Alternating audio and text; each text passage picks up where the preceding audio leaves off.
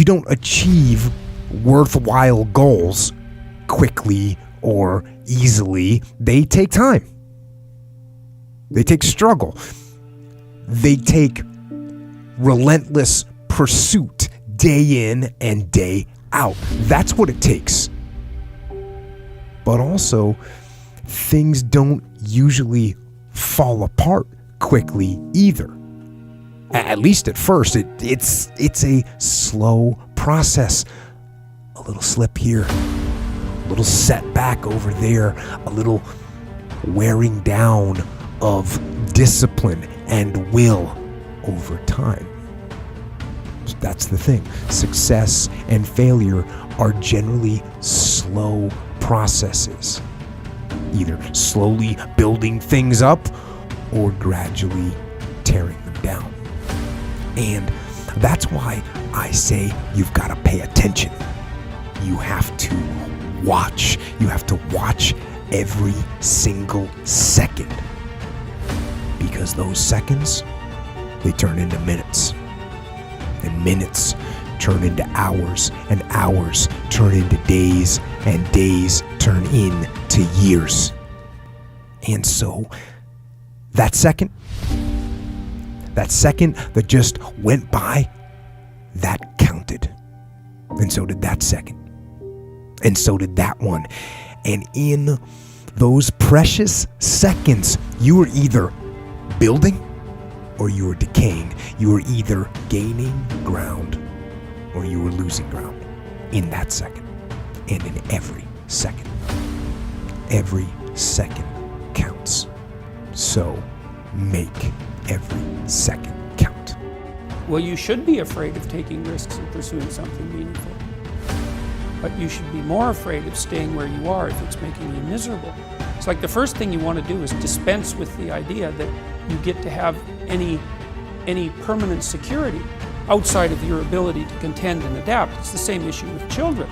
It's like you're paying a price by sitting there being miserable. You might say, well, the devil I know is better than the one I don't. It's like, don't be so sure of that.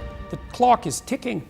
Yeah, and if you're miserable in your job now and you change nothing, in 5 years you'll be much more miserable and you'll be a lot older. It's a luxury to pursue what makes you happy. It's a moral obligation to pursue what you find meaningful. And that doesn't mean it's easy. You know, if you take people, and I've told you this, and you expose them voluntarily to things that they are avoiding and are afraid of, you know, that they know they need to overcome in order to meet their goals, their self-defined goals. If you can teach people to stand up in the face of the things they're afraid of, they get stronger. And you don't know what the upper limits to that are, because you might ask yourself, like, if for 10 years, if you didn't avoid doing what you knew you needed to do, by your own definitions, right, within the value structure that you've created, to the degree that you've done that, what would you be like?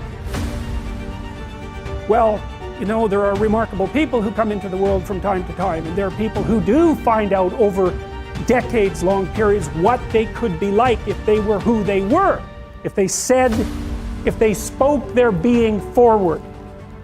And they get stronger and stronger and stronger, and we don't know the limits to that. We do not know the limits to that.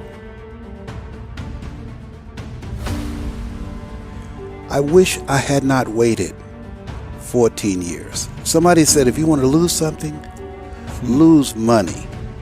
You can get that back. 8 out of 10 millionaires have been financially bankrupt. Walt Disney filed bankruptcy 7 times and had 2 nervous breakdowns. But don't lose time. There were 14 years I sat on the sideline. 14 years I said, I don't have an investor in me like Tony Robbins. 14 years that said, I don't have an MBA or a PhD, and I can't compete with these guys. I have the complexion of rejection. 14 years I silenced myself. Wow. And so I regret that, because there are some people that maybe if they'd heard my voice, they would not have turned to drugs.